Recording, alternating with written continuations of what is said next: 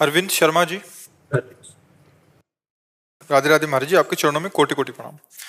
श्री महाराज जी, क्या जरूरत से ज्यादा अच्छा होना भी गलत है? क्या मैंने अपने जीवन में किसी के साथ गलत नहीं किया, लेकिन नहीं, हमेशा आप परिणाम। जरूरत से ज्यादा भी अच्छे हो ही नहीं, क्योंकि आपको बुरा लगता है ना।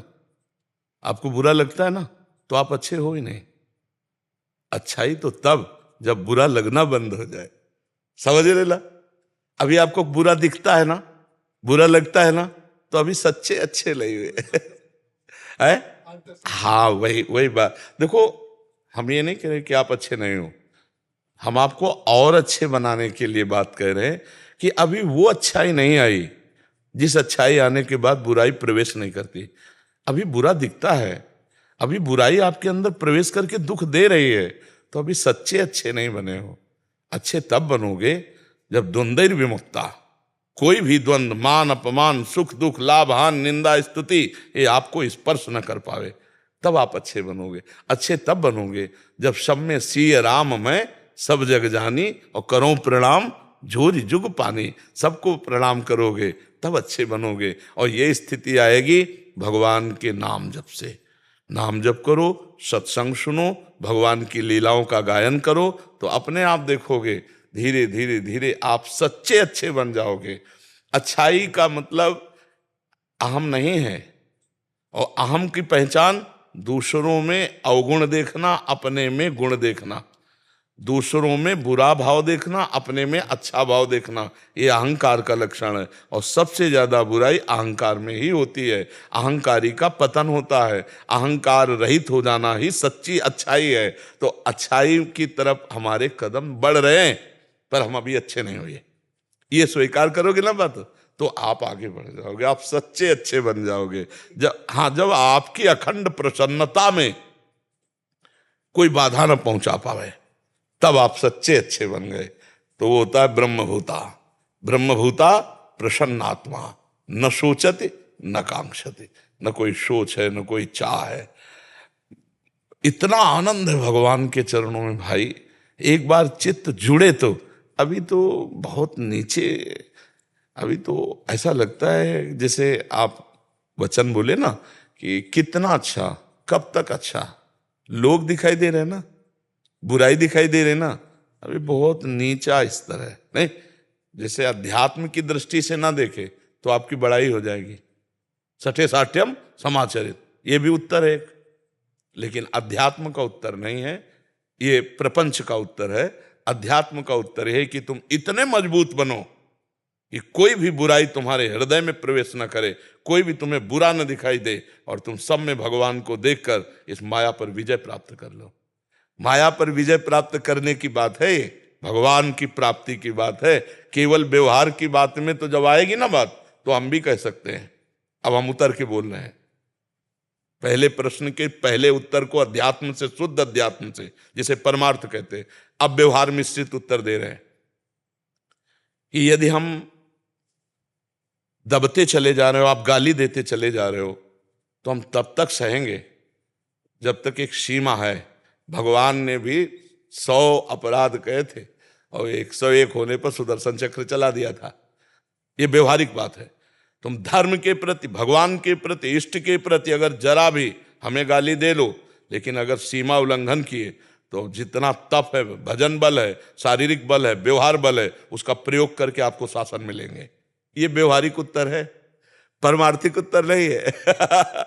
व्यवहारिक उत्तर अच्छा लगेगा, नहीं लगेगा? ये व्यवहारिक उत्तर अच्छा लगेगा, लेकिन परमार्थिक उत्तर जो है वो ये है कि कोई भी बुरा हमको दिखे ना, और कोई भी बुराई हमको परास्त न कर पावे, कोई भी दुख हमारी प्रसन्नता को न छुपाए, क्योंकि सर्वम खलमिदम ब्रह्म, सब जगह वही विराजमान है। कौन बुरा है? सच्चा ज्ञान, सच्ची अच्छाई तो यही है ना कि बुरे में भी मुझे भगवान दिखाई दें और हम उसको सह जाएं।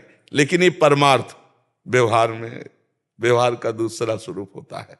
अगर आप परमार्थ के पथिक बनना चाहते हैं, तो इतनी अच्छाई लाओ कि आप में किसी को बुरा देखने की बात ही ना आवे, किसी का बुरा करने की बात ही ना आवे, नहीं ना।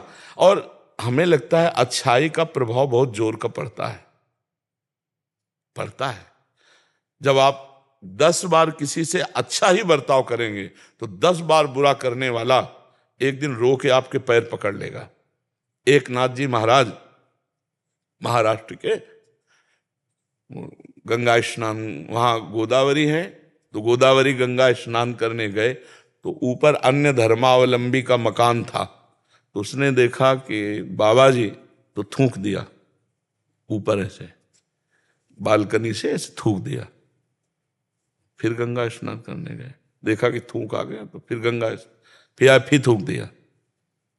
100 बार थूका, 100 बार, 100 बार गंगा स्नान करने, आखिरी में उतरा, चरणों में लौट गया।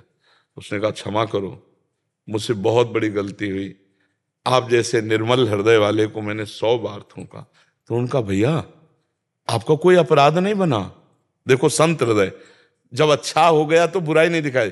बोले वैसे तो मैं 100 बार स्नान 100 दिन में करता, आपकी कृपा से एक दिन में 100 बार स्नान हुआ, ये आपकी कृपा। वो पानी पानी हो गया, दोबारा कभी उसने उनके, तो हमें लगता है हम अगर सच्चे से अच्छाई धारण करें तो सामने वाला परिवर्तित हो जाएगा और हमको बुराई नहीं दिखाई दी। एक नाथ जी ने उसमें बुरा नहीं देखा, वो कहा कि भैया जो हम 100 दिन में गंगा स्नान का लाभ लेते वो एक दिन में आपने दे दिया, ये तो आपकी कृपा हुई ना। तो ऐसे देखा जाता है परमा। जैसे हमें कोई गाली दे रहा है तो हमें सोचना है कि कोई पूर्व का प्रारब्ध है जो भगवान कटु वचन सुना करके क्षमा करवा रहे हैं, अब वो मार्जन करवा रहे हैं। बड़ी कृपा है कि वाणी से बोल करके हमारे हृदय को जलाकर ठीक कर रहे हैं, नहीं तो शारीरिक दंड देते। ये तो भगवान की कृपा हुई कि बातचीत से निपटा रहे हैं, ऐसे सोचा जाता है, पॉजिटिव सोचा जाता है, नेगेटिव नहीं सोचा जाता। जैसे कि किसी कोई नाराज हुआ, 2 थप्पड़ मार दिए, तो कोई बहुत बड़ा प्रारब्ध था, भगवान ने प्रेरित किया, इसको तो हम जानते भी नहीं, कोई घटना, धक्का लग गया कोई, और इसने हमको 2 थप्पड़ मार, भगवान इसके द्वारा हमें पावन किए हैं, अब काहे को गुस्सा आएगी। ऐसे विचार किया जाता है पॉजिटिव। जैसे अपनी जबान अपने दांत से कट जाए तो हम किसको गाली देंगे। अपने हाथ के द्वारा भी अपने शरीर में कभी कभी चोट लग जाती है, चाकू लग जाती है, किसको हंसी देते हैं, यार वो चूक हो गई। हमको ऐसे ही अपने अंगों के द्वारा अपने अंगों को जैसे पीड़ा पहुंचती है तो हम किसी से रिपोर्ट नहीं करते, किसी को मारते पीटते नहीं, सह जाते हैं। हम ही फिसल के गिर गए और बहुत चोट लग गई तो हम किसी को कुछ कहते थोड़ी है। ऐसे ही हमारा प्रारब्ध सामने वाले व्यक्ति के अंदर जाकर प्रतिकूलता का रूप पैदा करके हमको जो जलाता है वो हमारे पाप नष्ट करता है। ये अध्यात्म है, अध्यात्म से समझा जाए।